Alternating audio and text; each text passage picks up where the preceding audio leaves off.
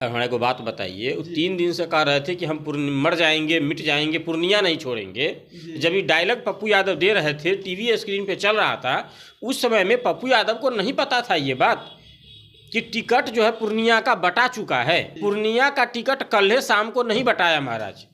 कल शाम को खबर ब्रेक हुई कि बीमा भारती को सिंबल दे दिया गया। 10 मिनट के बाद जब इनका और आधे घंटे के बाद जब इनका बाइट चला है पप्पू यादव का, तो उनके जो है वो चेहरे पूरे सूखे हुए उतरे हुए हैं और रोने वाले भाव में बात कर रहे हैं। सिंबल उसी दिन बीमा भारती को बटा गया जिस दिन बीमा भारती राजद की सदस्यता ली। आप दोनों फोटो को मैच कीजिए और वीडियो में लगा दीजिएगा। बाहर तेजस्वी यादव से सदस्यता ली हैं और अंदर जाके पार्टी का सिंबल ली हैं। दोनों में बीमा भारती का साड़ी मिलाइए, दोनों फोटो में सेम साड़ी है। अरे भाई साहब, 3 दिन पहले जब सिंबल दे ही दिया आरजेडी, तो 3 दिन तक खिचड़ी थोड़े पचा रहा था, वो कांग्रेस को एडजस्ट कर रहा था। कांग्रेस का और आरजेडी का टेबल के नीचे से अलग हाथ मिला हुआ है, पेट मिला हुआ है। जिस कांग्रेस को निशांत जी कन्हैया के लिए दर्द नहीं हुआ, उसको पप्पू यादव के लिए क्या दर्द होगा। ये भी एक बड़ी बात है कि कन्हैया जो कि हमेशा से कांग्रेस के लिए खड़े रहे, ने बहुत कड़ी टक्कर दी ना गिरिराज सिंह को। आरजेडी से गलबहियां करने के लिए कांग्रेस बिहार में कोई भी कुर्बानी दे सकती है। पप्पू यादव बहुत छोटी चीज है। 2024 के लोकसभा चुनाव का बिगुल बज चुका है। सभी पार्टियों के नेता राजनेता अपनी अपनी ताकत झोंक चुके हैं, लेकिन चंद ऐसे नेता हैं जिनको लेकर के अभी भी बातें बन रही हैं। उनके भविष्य को जो है वो साफ तौर पे दिखा सकता है कि अधर में लटका हुआ दिख रहा है। ऐसे में उनका अब क्या होगा और किस तरीके से उनके भविष्य में आगे बेहतर हो सकती है, या फिर वो वहीं के वहीं रह जाएंगे, इस पे आज हम बात करेंगे। नमस्कार, मैं हूं निशांत वर्मा और आप देख रहे हैं बिहारी जंक्शन। पप्पू यादव बिहार में एक बड़ा चेहरा है, बड़ा नाम है। उन्होंने अपनी पार्टी का विलय कर लिया कांग्रेस में, सिर्फ और सिर्फ इस वजह से कि पूर्णिया से उनको सीट मिलेगी। अब जो गठबंधन में है आरजेडी, उन्होंने अपने प्रत्याशी को सिंबल तक दे दिया जिनका नाम है बीमा भारती।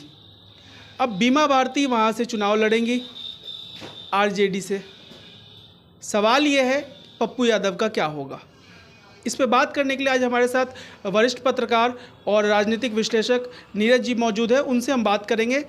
नीरज जी, पप्पू यादव जिस तरीके से अपने पार्टी का विलय कर लिए कांग्रेस में, सिर्फ और सिर्फ इस वजह से कि पूर्णिया से उनको सीट मिल जाए, लेकिन आलम यह है कि अब जो है उन्हीं के गठबंधन में आरजेडी ने अपने प्रत्याशी बीमा भारती को वहां से खड़ा कर दिया।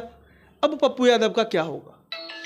पहले दिन जब हम आपसे वीडियो बनाए थे हम लोग आपसे, तो आपको मैंने एक बात कहा था कि पप्पू यादव ने अपने पैर पे कुल्हाड़ी नहीं मारी है, कुल्हाड़ी पे अपना पैर मार लिया है। तो वो बातें अब स्पष्ट दिख रही हैं।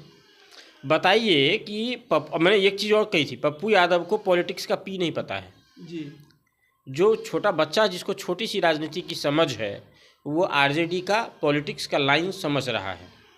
वो लालू यादव तेजस्वी को लेकर के कितने पॉजिटिव हैं उसको साफ तौर पे समझ रहा है। पप्पू यादव इसको क्यों नहीं समझ रहे हैं। पप्पू यादव कहते हैं कि हमको पॉलिटिक्स का मोह नहीं है। अगर नहीं मोह था तो काहे पार्टी, जिस पार्टी जो कहते हैं कांग्रेस माँ समान है, तो जिस पार्टी को बनाए थे वो कौन था, जाप कौन था जिसको विलय कर लिए, उससे कोई लगाव नहीं था। अच्छा, उससे कोई लगाव नहीं था तो उनके हजारों लोग जो उस पार्टी में जाप की सदस्यता लिए थे, उनके लिए जाप माँ के समान थी। सबको बिना माई का अनाथ कर दिए जी। पार्टी मर्ज की, पप्पू यादव मर्ज कर गए, कार्यकर्ता मर्ज नहीं हुए ना। अभी कांग्रेस में कार्यकर्ता तो अनाथ है, अभी उनकी तो कोई माई नहीं है।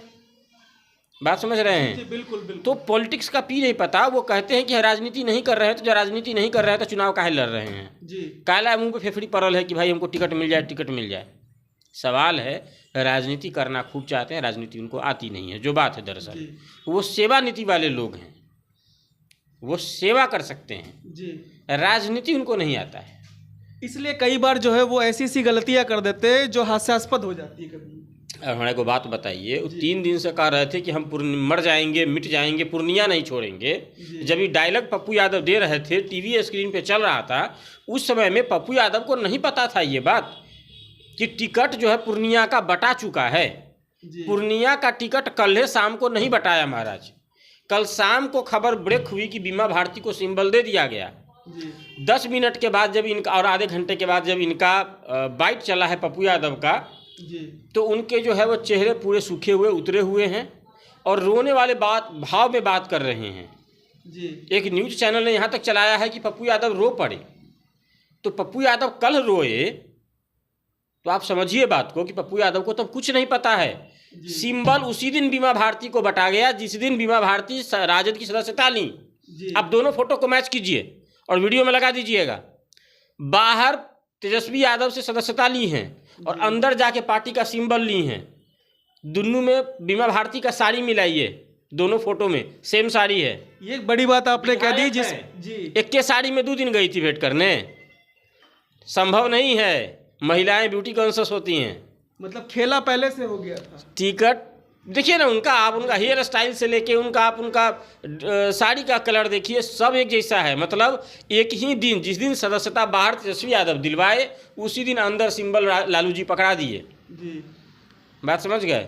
लालू जी ऐसे ही बिना प्रीपेयर्ड तरीके से हैं और उनको दे रहे हैं सिंबल। जब सिंबल 3 दिन पहले बटा गया तो इसकी भनक तक नहीं लगी थी पप्पू यादव को, और हवा में तीर छोड़ रहे थे कि शीर्ष नेतृत्व तय करेगा कि हमारा क्या होगा। अरे भाई साहब, 3 दिन पहले जब सिंबल दे ही दिया आरजेडी तो 3 दिन तक खिचड़ी थोड़े पचा रहा था, वो कांग्रेस को एडजस्ट कर रहा था। जब कांग्रेस एडजस्ट हो गया तब उसने पब्लिकली अनाउंस कर दिया कि हमने टिकट बांट दिया। मतलब कांग्रेस का और आरजेडी का टेबल के नीचे से अलग हाथ मिला हुआ है, प्लेट मिला हुआ है। जी बात समझिए। और ऊपर जो पप्पू यादव को दिख रहा है कि कांग्रेस आरजेडी से डील कर रहा है, उनसे नाराजगी चल रही है, नहीं बात मान रहे हैं, आरजेडी मना रहा है, कांग्रेस रूठा हुआ है मेरे टिकट को लेकर के, ये सब प्रोपेगेंडा नाटक टेबल के ऊपर हो रहा है। अंदर में मामला फिट है, पहले से तय है। जिस कांग्रेस को निशांत जी कन्हैया के लिए दर्द नहीं हुआ, उसको पप्पू यादव के लिए क्या दर्द होगा। ये भी एक बड़ी बात है कि कन्हैया जो कि हमेशा से कांग्रेस के लिए खड़े रहे, ने बहुत कड़ी टक्कर दी ना गिरिराज सिंह को, और क्या माहौल बना दिया पिछली बार। कन्हैया के लिए कोई शब्द भी सुन रहे हैं क्या? कांग्रेस को कन्हैया के लिए दर्द नहीं हुआ। आरजेडी से गलबहियां करने के लिए कांग्रेस बिहार में कोई भी कुर्बानी दे सकती है। पप्पू यादव बहुत छोटी चीज़ है, पहली बात। लेकिन लालू यादव भी जो हैं वो कहीं ना कहीं पप्पू यादव को आगे बढ़ने नहीं दे रहे हैं, लगातार रोक रहे हैं। ये सब तो पुरानी बातें हो गई, तो तय पहले से तय है कि वो नहीं चाहते हैं। कैसे चाहेंगे भाई? पुत्र मोह तो होता न है, वो तो है बात। अब उस पुत्र मोह को ये भी जानते हैं। इनका इस बात पर बगावती स्वर भी रहा है। लालू जी से इनका डिबेट हॉट टॉक तक हुआ है मीडिया के माध्यम से। लेकिन अब चुनाव के समय में इनको लगा कि ये नहीं चाहते थे पप्पू यादव की त्रिकोणीय श्रृंखला बने। ये चाहते थे कि direct neck to neck fight हो बीजेपी और गठबंधन का। लालू जी हमारे अगेंस्ट खड़े नहीं हो तो हमारे लिए सीधी आसान फाइट हो जाएगी। लेकिन ये बात हमारे सोचने का नहीं होता है। लालू जी कभी भी नहीं चाहेंगे कि यादव लॉबी में पप्पू यादव आगे बढ़े, क्योंकि पप्पू यादव पे अगर ठप्पा लग गया, पप्पू यादव आगे बढ़ गया तो तेजस्वी के लिए बहुत बड़ा खतरा है। पप्पू यादव की एक शख्सियत है भाई, उसके सामने तेजस्वी कहाँ टिकेंगे? बात समझ गए। तो वो कभी भी उसको आगे बढ़ने नहीं देना चाहेंगे।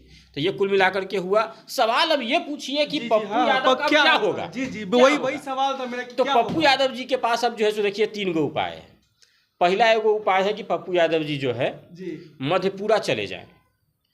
पप्पू यादव ने इसको पहले बताया भी है कि लालू जी चाहते थे कि हम मधेपुरा चले जाएं। और कल शाम का कुछ मीडिया बाइट्स जो चला है उसमें उनकी एक लाइन को पढ़िएगा। उन्होंने ये कहा है कि पप्पू यादव के लिए तो पूरा बिहार खुला हुआ है, जबकि वही पप्पू यादव 2 दिन पहले कह रहे थे कि हम मर जाएंगे, मिट जाएंगे, पूर्णिया नहीं छोड़ेंगे। ठीक है, तो राजनीति में छोड़ेंगे करेंगे, वादे और सितम का कोई सवाल नहीं होता है। सनम और वादे कभी भी बदल जाते हैं राजनीति में। जी, और यही वही पप्पू यादव हैं जिन्होंने ये कहा था कि मधेपुरा की जनता ने हमको नकार दिया, इसलिए मधेपुरा से चुनाव नहीं लड़ेंगे। और अब मधेपुरा के बारे में वो खुद कह रहे हैं। अब वो कह देंगे मधेपुरा हमारा घर है। तो प्लान ये कि पप्पू यादव को लगे कि अब कोई चारा नहीं बचा है तो लालू यादव हमको समर्थन दे देंगे तो हम मधेपुरा चले जाएंगे।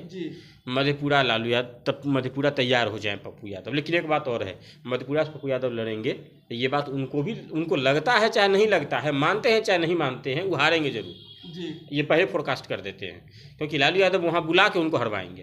तो खैर पहली बात रही। तो ऑप्शन पहला ये है। ऑप्शन दूसरा है कि इनको कांग्रेस कहेगा कि हम आपको राज्यसभा भेज देते हैं। बात समझ गए? कांग्रेस कहेगा इनको राज्यसभा भेज देते हैं। ये इनके लिए फिर से जैसे मधेपुरा से चुनाव लड़ना इनके लिए आत्मघाती है, वैसे ही इनके लिए दूसरा आत्मघाती कदम होगा। पूछिए क्या है? क्यों? तो इनको बिहार से उतने तो सांसद बनेंगे नहीं कांग्रेस के, बिल्कुल ये तो तय है कि इनको यहाँ से टिकट मिलेगा, तो इनको किसी दूसरे स्टेट से जो है राज्यसभा से इनको भेजा जाएगा।